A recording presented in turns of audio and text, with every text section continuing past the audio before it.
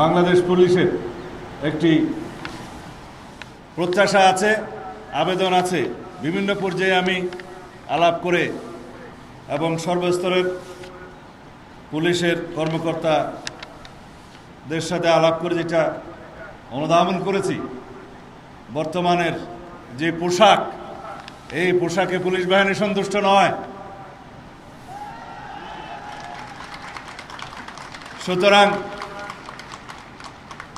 যাতে আমাদের আগের ঐতিহ্যমণ্ডিত যে কোনো একটি পোশাক বাংলাদেশ পুলিশ বাহিনী পায়, সেজন্য সরকারের সর্বোচ্চ মহলে আমরা আলোচনা করে একটি সিদ্ধান্ত দেব ইনশাআল্লাহ। আইনের চোখে সবাই সমান, সেটি হোক কোনো রাজনৈতিক কর্মী বা প্রান্তিক কৃষক। বর্তমান সরকারের প্রধান অগ্রাধিকার হচ্ছে আইন শৃঙ্খলা পরিস্থিতি নিয়ন্ত্রণের মাধ্যমে জনমনে স্বস্তি প্রদান করা ও দেশে শান্তি প্রতিষ্ঠা করা। দেশে আইনের শাসন প্রতিষ্ঠায় পুলিশের ভূমিকা অগ্রগণ্য।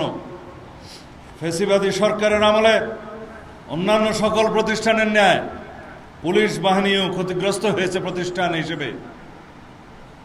সেই সময়ের ভঙ্গুর অবস্থা থেকে ক্রমান্বয়ে পুলিশ আজকের এই পর্যায়ে উন্নীত হয়েছে। বর্তমান সরকার বিশ্বাস করে পুলিশ কোনো বিশেষ দলের বা গোষ্ঠীর লাঠিয়াল বাহিনী নয়, বরং পুলিশ হবে জনগণের কৃত্রিম বন্ধু।